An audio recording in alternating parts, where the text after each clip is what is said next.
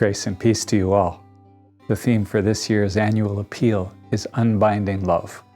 For some, it is an unusual metaphor, but in the 4 videos we have produced, we hope you'll get a little glimpse of what it means.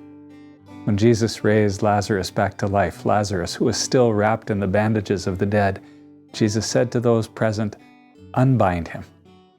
God's love accompanies and unbinds us in many ways. At the heart of our faith, we celebrate how Jesus himself, after giving himself fully unto death, is unbound from the power of death and raised to new life.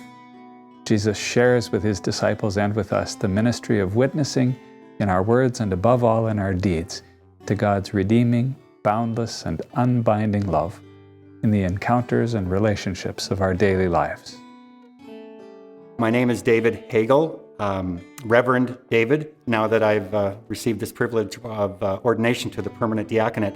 Rural Saskatchewan does need the influence of the greater church, and so she sends out people like myself. I love my rural way of life, and I love the fact that, when I think about it and I think about Jesus calling his disciples, these were regular men who had regular jobs, and they understood the culture and they understood the people. And he allowed them to experience that in and through his message of everyone has a role to play, and so do you. My name is Clem Andrews. My name is Irene Andrews. We've been married 59 years. The first time I ever said I love you, when she said right back, I love you, I just about cried for joy, because I don't know how many times this morning already I have says to her, how many times I love you. When Ted was born, I never even got to see Ted. They took him to Saskatoon right from Swift Current.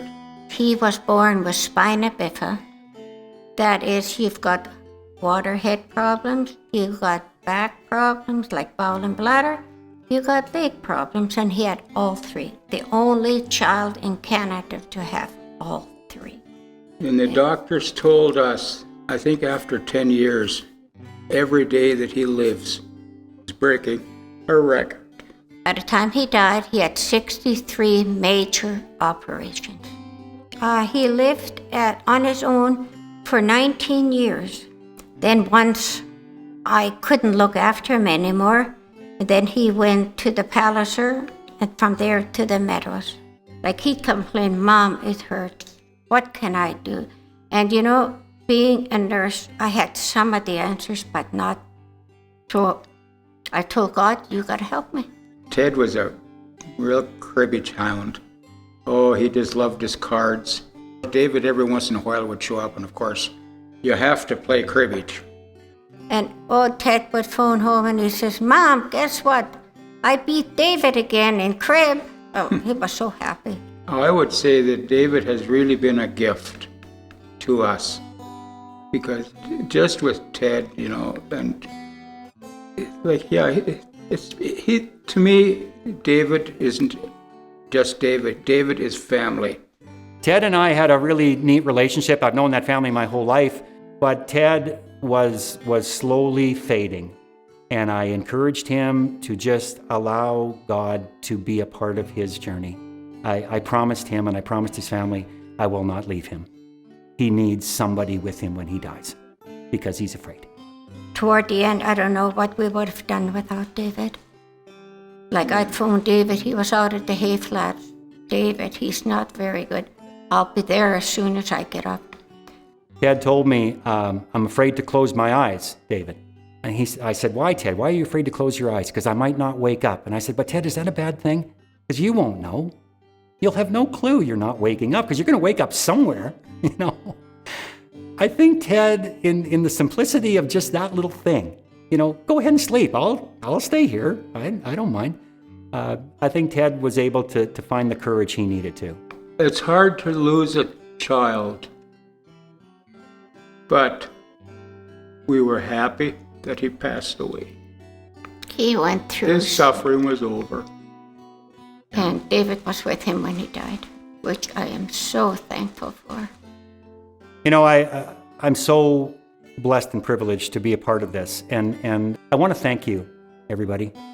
I know how hard it is sometimes to part with our resources when we feel our needs are greater. but I know you see the greater good.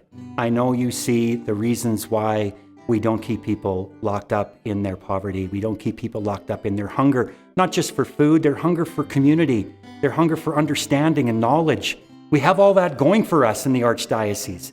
God exists outside of formalities, where he says, give until it hurts. Give until the needs are met. The annual appeal, I know, reaches into those places. It gives at the heart of need. It doesn't segregate. I thank you for helping us, loosen the chains. It's love that liberates. And giving from what you know is important to what is important is going to liberate a lot of people in a lot of really interesting ways. I'm just one example of that. So thank you, everybody, for doing what you do.